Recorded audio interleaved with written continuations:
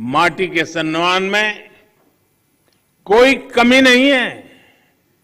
माटी की अहमियत को समझने में कोई कमी नहीं है।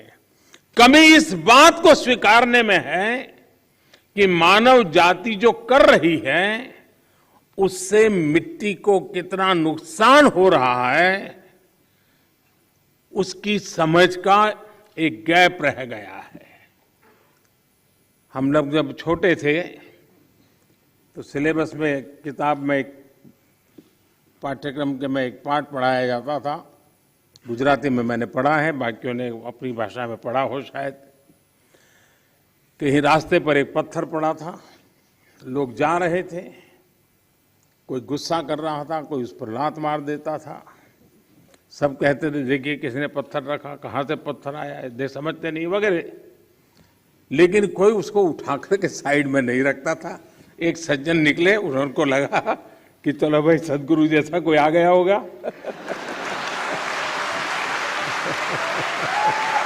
हमारे यहाँ युधिष्ठिर और दुर्योधन के भेद की जब चर्चा होती है तो दुर्योधन के विषय में जब कहा जाता है तो यही कहता है कि जाना भी धर्म न च में प्रवृत्ति। मैं धर्म को जानता हूं लेकिन मेरी प्रवृत्ति नहीं, मैं नहीं कर सकता हूं। सत्य क्या है मुझे मालूम है, लेकिन मैं उस रास्ते पर नहीं चल सकता हूं। तो समाज में जब ऐसी प्रवृत्ति बढ़ जाती है तो ऐसा संकट आता है तो एक सामूहिक अभियान से समस्याओं के समाधान के लिए रास्ते खोजने होते हैं। मुझे खुशी है कि बीते 8 वर्षों में देश ने मिट्टी को जीवंत बनाए रखने के लिए निरंतर काम किया है। मिट्टी को बचाने के लिए हमने 5 प्रमुख बातों पर फोकस किया है।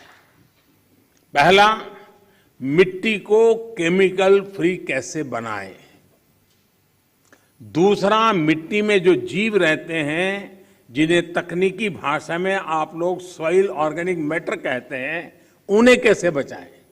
और तीसरा, मिट्टी की नमी को कैसे बनाए रखें, उस तक जल की उपलब्धता कैसे बढ़ाएं। चौथा, भूजल कम होने की वजह से मिट्टी को जो नुकसान हो रहा है उसे कैसे दूर करें। और पांचवा, वनों का दायरा कम होने से मिट्टी का जो लगातार क्षरण हो रहा है